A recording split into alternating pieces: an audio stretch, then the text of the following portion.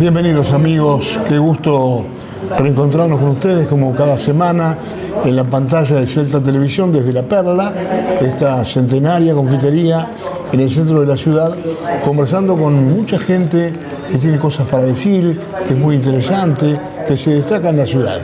Hoy vamos a dedicarle el programa un poco a la colectividad danesa y hemos elegido a una señora que evidentemente está un poco en la vidriera de los daneses porque es la que hace un poco las relaciones públicas con la comunidad al participar activamente en la Comisión de Colectividades Extranjeras. Ana Beatriz Kivi, ¿cómo estás? Gracias por digamos, de alguna manera aceptar el programa, ¿no? Sí, encantada y bueno, lo que pueda comunicarles, les pueda contar. Que va a ser mucho seguramente. Agradecida de hacerlo. Así que mientras puedas ir conduciendo la conversación, puedo ir diciendo porque habría un sinnúmero de cosas que contar. Sí, sí.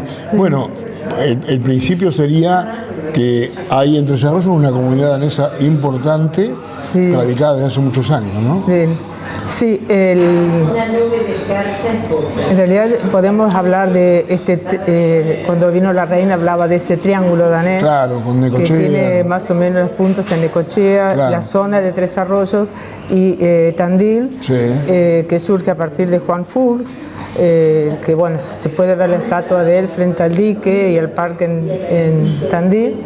Él trae los primeros daneses que se radican en Tandil y después vienen llegando otros daneses que se radican en Tandil. En ese lugar llega con el tiempo la dificultad de poder comprar campos, incluso cuando arrendaban, les daban la posibilidad de arrendar un año o dos y cuando mejoraban la tierra ya tenían que volver a buscar otro lugar. Por lo tanto, en algunos empieza a surgir la idea de irse hacia otros lugares. Algunos se van hacia Necochea y otros se vienen hacia Tres Arroyos. Y así dentro de los primeros que llegan a Tres Arroyos, bueno, el primero es Meisler, que después es el que integra la primera casa municipal de Tres Arroyos cuando se inaugura en 1885. Aparentemente él tenía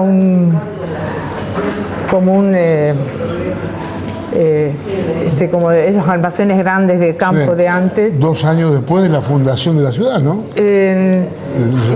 Claro, en 1885 se abre, inaugura la casa municipal y ya aparece la firma de él. Según dice este señor que escribe este libro, Tres Arroyos, en 1959, Salvador Romero. Sí, claro. Romero, este danés sirvió de intermediario entre los daneses que venían y las autoridades del lugar por el doble dominio que tenía tanto del danés como del español. Qué bueno. Después ese hombre pierde su fortuna, termina trabajando en algún campo en Irene por un censo de los daneses del año 1902, pero después se pierden los rastros. En realidad me hubiera gustado que alguna vez pudiésemos rescatarlo, porque es que le abre las puertas a los daneses también en Tres Arroyos. Y bueno, y entre ellos que llegan, bueno, Carl Handenberg, los Ambrosios, también viene... diríamos detrás de Carlos Handenberg, mi bisabuelo, Fernando Petersen, aunque ellos hacen el recorrido por Lobería, Necochea y después llegan hasta esta zona. Y en el año 1892 se casa mi bisabuelo, Fernando Petersen, con la hermana de Carlos Handenberg, Ana Sofía, y es en el año 1892. Y bueno, ¿quiénes son los testigos del casamiento?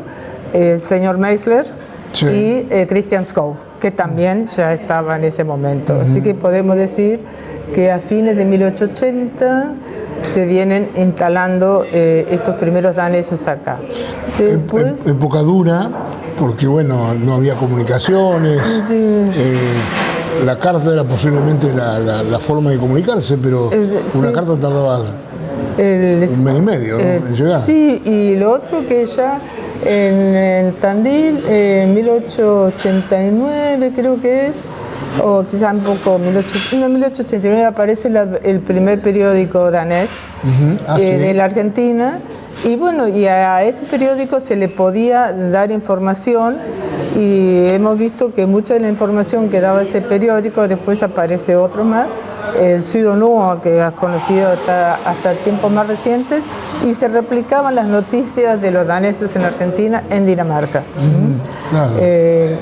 Entonces, esa era otra forma. Por ejemplo, avisaban, a veces estoy leyendo diarios daneses de esos tiempos, donde avisan que falleció tal danés en la Argentina, que él tuvo un accidente, o que lo mataron.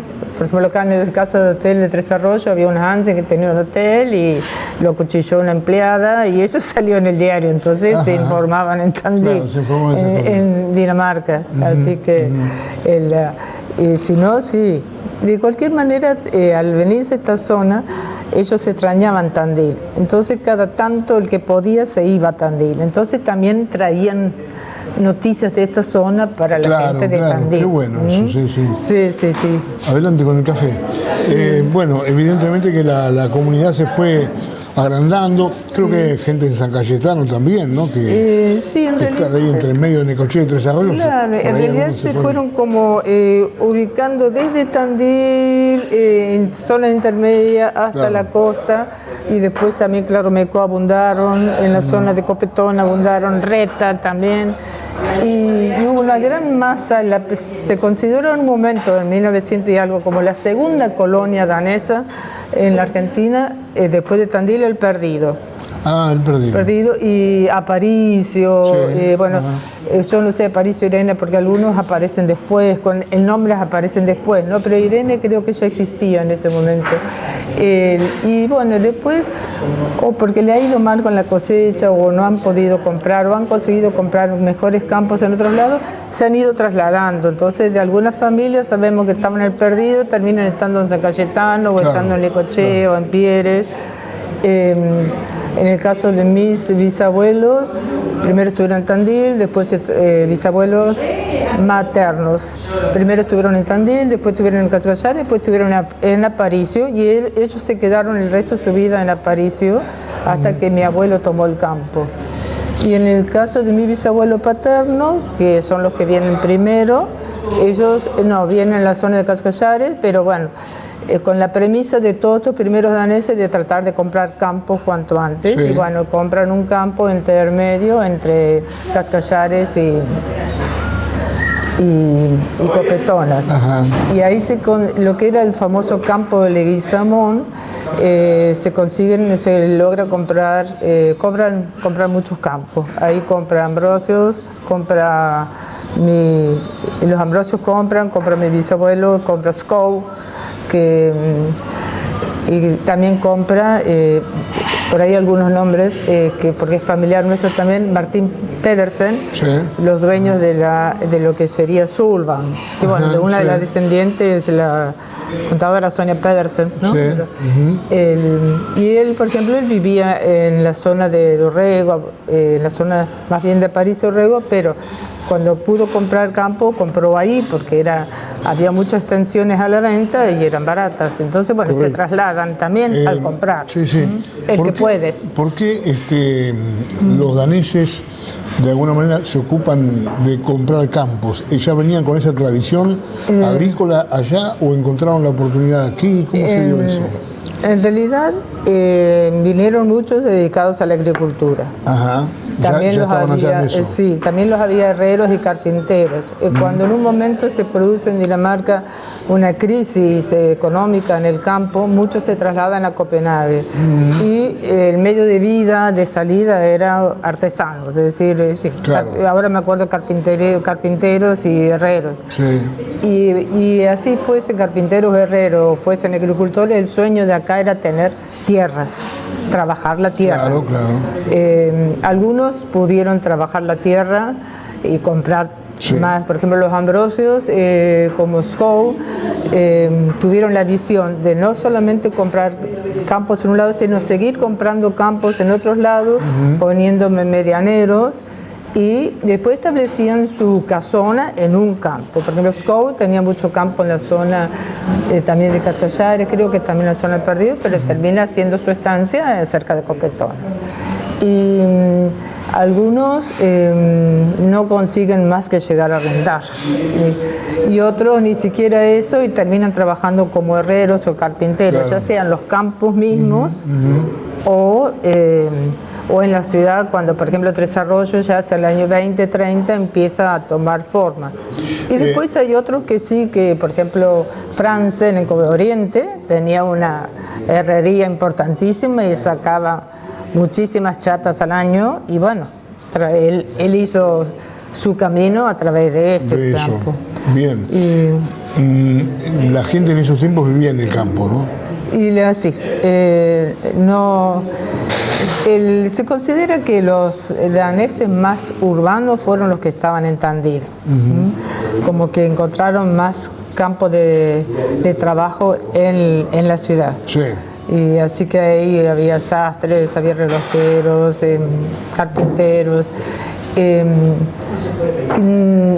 Sé que también se trabajó el campo alrededor, pero una de las cuestiones que se dicen es que, por ejemplo, en el caso de un hermano de mi bisabuela, él estaba en Tandil, arrendaba un año un campo y después a los 2 años se apuraba a arrendar el de al lado para no tener que mover su casa, que eran, en realidad le hacían tipo rancho, porque nunca sabían mucho tiempo cuánto iban a estar. Y bueno, cansado de ese eterno movimiento, se traslada a Necochea, y él ahí sí logra, con el tiempo trabajando, logra tener su propio campo. Y bueno, en el caso de Carl Handenberg, también se había movido en Necochea, pero cuando empiezan la aristocracia porteña a darse cuenta del valor de las tierras Necochea, se las compran a muy alto precio. Entonces, ¿qué hace él? Vende ese campo que tiene y se viene acá, no sé si invitado por Mayolas o se hizo amigo de Mayolas acá, pero la cuestión es que es otro motivo por el cual Carlos Handenberg llega a esta zona. Bien, bueno, y en esa etapa también comienzan a surgir las instituciones que agrupan a los daneses en la ciudad y en la región, ¿no? Sí, hay una investigadora, Cecilia Mazzaro, que habla de que en algunos lugares están como islas, es decir, se ubicaron en diferentes puntos del país, en pequeños grupos que no se organizaron. En esta zona sí. Rápidamente en Tandil se establece la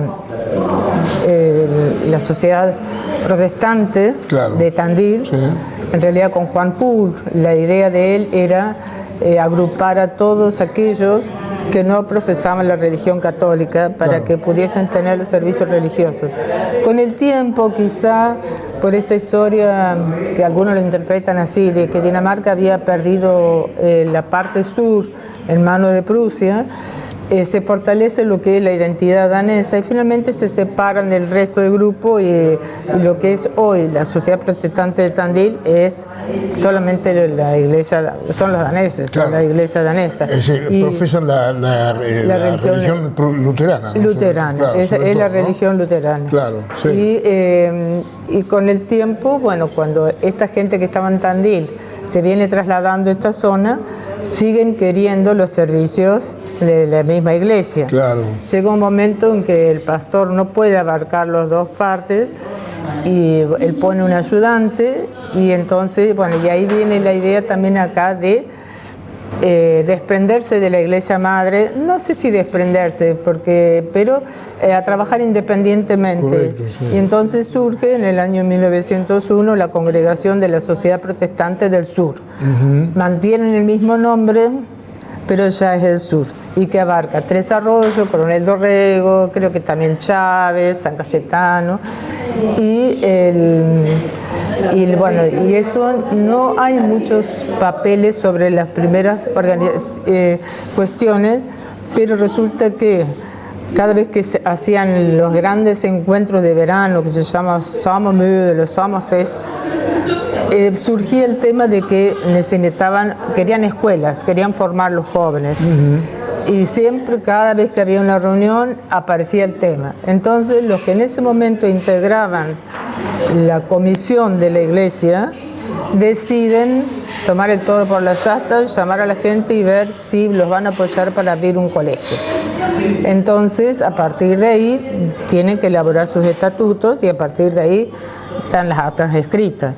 Sí. Y así es como en 1916 se reúnen y, consiguen todos los medios para abrir los colegios daneses. ¿El colegio argentino danés? El colegio argentino danés. En la Cajallares, en la zona rural. Cajallares, que en realidad, como ahí estaban mayormente agolpados ellos, y aparte, según me contaba un amigo, Christian Skov les dice a los daneses, ustedes quieren tener un colegio, acá hay unas 100 hectáreas, rápido a comprarlo y abrir colegio. Porque a veces suceden estas... 100 hectáreas. 100 hectáreas, sí. Ahora que no hay tantas, se vendieron una parte. Ajá. Y entonces, cuando ya el colegio económicamente, para sustentar, una de las decisiones que tomó fue vender algunas hectáreas. Claro.